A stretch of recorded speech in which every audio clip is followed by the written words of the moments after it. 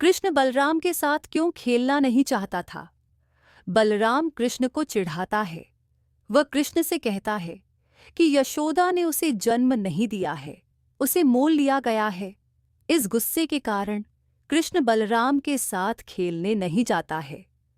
बलराम कृष्ण के माता पिता के बारे में क्या कहता है? बलराम कृष्ण को कहता है कि माता यशोदा ने कृष्ण को जन्म नहीं दिया है, उसे मोल लिया गया है। नंद और यशोदा का रंग गोरा है, जबकि कृष्ण का रंग काला है। बलराम कृष्ण को क्या कहकर चिढ़ाता था? बलराम कृष्ण को श्याम, काला कहकर चिढ़ाता था। यशोदा क्यों खुश हो जाती थी? यशोदा बाल कृष्ण की बातें सुनकर और उसके क्रोधयुक्त मुख को देखकर खुश हो जाती थी। यशोदा कृष्ण के क्रोध को कैसे शांत करती है? यशोदा कृष्ण से कहती है, सुनो कृष्ण, बलराम तो बचपन से ही चुगलखोर है। दृष्ट है, मैं गौ माता की कसम खाकर कहती हूँ तुम ही मेरे पुत्र हो। ऐसा कहकर कृष्ण के क्रोध को शांत करती है। कृष्ण अपनी माता यशोदा के प्रति क्यों नाराज है? कृष्ण अपनी माता यशोदा के प्रति नाराज है क्योंकि यशोदा हमेशा कृष्ण को ही मारती है और डांटती है। बलराम पर कभी गुस्सा नहीं करती, न ही उसे मारती है। गोरा रंग यशोदा, काला रंग कृष्ण। कृष्ण को चिढ़ाने वाला बलराम, कृष्ण को मनाने वाली यशोदा। बाल कृष्ण अपनी माँ से क्या क्या शिकायतें करता है? कृष्ण अपनी माता यशोदा से शिकायतें करता है कि बलराम मुझे बहुत चिढ़ाता है और कहता है कि माँ यशोदा ने तुम्हें जन्म नहीं दिया है, बल्कि मोल लिया गया है। बार बार पूछता है, तुम्हारे माता पिता कौन हैं? नंद और यशोदा गोरे हैं, तुम क्यों काले हो? ग्वाल मित्र भी बलराम की बातें सुनकर चुटकी बजा बजाकर हंसते हैं। तुम केवल मुझे ही मारती हो, भाई पर कभी गुस्सा नहीं करती।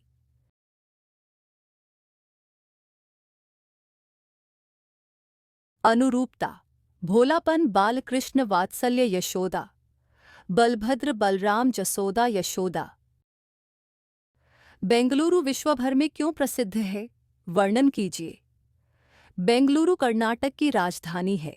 यह शिक्षा और बड़े बड़े उद्योग धंधों का केंद्र है। यहाँ देश विदेश के लोग आकर बस गए हैं। यहाँ प्रसिद्ध भारतीय विज्ञान संस्थान HAL, HMT, ITI, BHEL, BEL जैसी बृहद संस्थाएं हैं।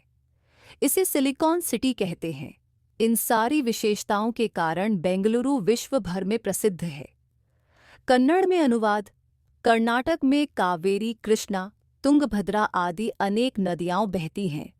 इन नदियों पर बांध बनाए गए हैं। इनसे हजारों एकड़ जमीन सींची जाती है। ಕರ್ನಾಟಕದಲ್ಲಿ ಕಾವೇರಿ, ಕೃಷ್ಣಾ, ತುಂಗಭದ್ರಾ ಮುಂತಾದ ನದಿಗಳು ಹರಿಯುತ್ತವೆ. ಈ ನದಿಗಳಿಗೆ ಅಣೆಕಟ್ಟುಗಳನ್ನು ಕಟ್ಟಲಾಗಿದೆ. ಇವುಗಳಿಂದ ಸಾವಿರಾರು ಎಕರೆ ಜಮೀನಿಗೆ ನೀರುಣಿಸಲಾಗುತ್ತದೆ. कन्नड़ भाषा तथा संस्कृति को कर्नाटक के साहित्यकारों की क्या देन है? कर्नाटक के अनेक साहित्यकारों ने सारे संसार में कर्नाटक की कीर्ति फैलाई है। वचनकार बसवण्णा, अक्का महादेवी, अल्लम प्रभु, सर्वज्ञ जैसे अनेक संतों ने अपने वचनों द्वारा प्रेम, दया और धर्म की सीख दी है। पुरंदरदास, कनकदास आदि भक्त कवियों ने भक्ति, नीति, सदाचार के गीत गाए हैं। पंपा, रन्ना, पोन्ना, कुमारव्यास, हरिहर, राघवांक आदि ने महान काव्यों की रचना की है। आधुनिक काल के साहित्यकार कुवेंपु, द रा बेंद्रे, शिवराम कारंत, मास्ती वेंकटेश अय्यंगार, विक्र गोकाक, UR अनंतमूर्ति, गिरीश कार्नाड और डॉक्टर चंद्रशेखर कंबार ज्ञानपीठ पुरस्कार से अलंकृत हैं। इन सारे साहित्यकारों ने मिलकर कन्नड़ भाषा तथा संस्कृति की श्रीवृद्धि की है। कन्नड़ में अनुवाद। कर्नाटक में कन्नड़ भाषा बोली जाती है और इसकी राजधानी बेंगलुरु है। यहाँ देश विदेश के लोग आकर बस गए हैं। ಕರ್ನಾಟಕದಲ್ಲಿ ಕನ್ನಡ ಭಾಷೆಯನ್ನು ಮಾತನಾಡುತ್ತಾರೆ ಮತ್ತು ಇದರ ರಾಜಧಾನಿ ಬೆಂಗಳೂರು. ಇಲ್ಲಿ ದೇಶ ವಿದೇಶದಿಂದ ಜನರು ಬಂದು ನೆಲೆಸಿದ್ದಾರೆ. कर्नाटक के शिल्पकला तथा वास्तुकला का परिचय दीजिए। कर्नाटक की शिल्पकला अनोखी है। बादामी, ऐहोले, पट्टदकल्लू में जो मंदिर हैं, उनकी शिल्पकला और वास्तुकला अद्भुत है। बेलूर, हलेबीडु, सोमनाथपुर के मंदिरों में पत्थर की जो मूर्तियां हैं, वे सजीव लगती हैं। ये सुंदर मूर्तियां हमें रामायण महाभारत की कहानियां सुनाती हैं। श्रवणबेलगोल में 57 फुट ऊंची गोमटेश्वर की एक शिला प्रतिमा है, जो दुनिया को त्याग और शांति का संदेश दे रही है। विजयपुर की व्हिस्परिंग गैलरी वास्तुकला का अद्वितीय दृष्टांत है। मैसूर का राजमहल कर्नाटक के वैभव का प्रतीक है। प्राचीन सेंट फिलोमिना चर्च, जगनमोहन राजमहल आर्ट गैलरी का पुरातत्व वस्तु संग्रहालय अत्यंत आकर्षणीय है। कर्नाटक की प्रमुख नदियां और जलप्रपात कौन-कौन से हैं? कर्नाटक की प्रमुख नदियां कृष्णा, कावेरी और तुंगभद्रा आदि हैं। कर्नाटक के जलप्रपात जोग, अब्बी, गोकाक और शिवनसमुद्र आदि हैं। कर्नाटक की प्राकृतिक सौंदर्य का वर्णन कीजिए। कर्नाटक की प्राकृतिक सुषमा नयन मनोहर है। पश्चिम में विशाल अरबी समुद्र लहराता है। इसी प्रांत के दक्षिण से उत्तर के छोर तक फैली लंबी पर्वतमालाओं को पश्चिमी घाट कहते हैं। इन्हीं घाटों का कुछ भाग सह्याद्री कहलाता है। दक्षिण में नीलगिरी की पर्वतावलियां शोभायमान हैं। कर्नाटक के नदियों पर बने बांधों से क्या लाभ है? कर्नाटक के प्रमुख नदियों पर बांध बांधे गए हैं। इनसे हजारों एकड़ जमीन सींची जाती है। इन नदियों के जलाशयों की सहायता से ऊर्जा उत्पादन केंद्र स्थापित किए गए हैं, जिनसे राज्य को ऊर्जा प्राप्त होती है। महिला की साहस गाथा पाठ से क्या संदेश मिलता है? महिला की साहस गाथा पाठ से बच्चे बिछेंद्री पाल के जीवन का परिचय पाते हैं। साथ ही महिलाएं भी साहस प्रदर्शन में पुरुषों से कुछ कम नहीं हैं, इस बात की जानकारी पाते हैं। इनसे प्रेरणा पाकर बच्चे साहस गुण, दृढ़ निश्चय, अथक परिश्रम, मुसीबतों का सामना करना आदि आदर्श गुणों को सीख सकते हैं। इसके साथ हिमालय की ऊंची चोटियों की जानकारी भी प्राप्त करते हैं। यह पाठ सिद्ध करता है कि मेहनत का फल अच्छा होता है। अनुरूपता: कर्नल खुल्लर रज्जू नेताह अंग दौड़जी, कालानाग पर्वत गंगोत्री ग्लेशियर, बसंत की सच्चाई बसंत की ईमानदारी महिला की साहस गाथा बचेंद्री का साहस।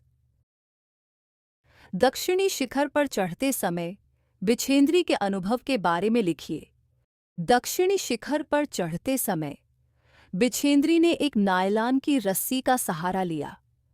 आवश्यक 4 लीटर ऑक्सीजन की अपेक्षा लगभग 2.5 लीटर ऑक्सीजन प्रति मिनट की दर से लेकर चढ़ रही थी।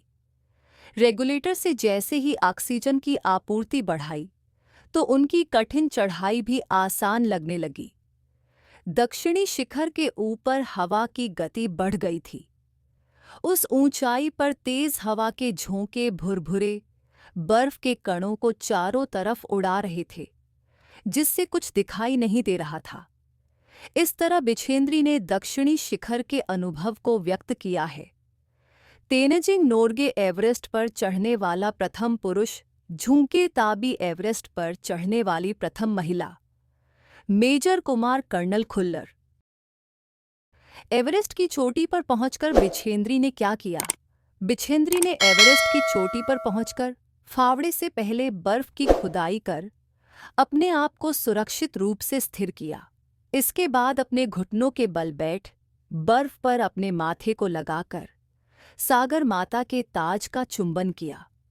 बिना उठे ही अपने थैले से हनुमान चालीसा और दुर्गा माँ का चित्र निकाला, अपने साथ लाए लाल कपड़े में लपेटा और छोटी सी पूजा करके इनको बर्फ में दबा दिया। उठकर अपने रज्जो नेता अंग दौरजी के प्रति आदर भाव से झुकी। मेजर का नाम क्या था? मेजर का नाम कुमार था।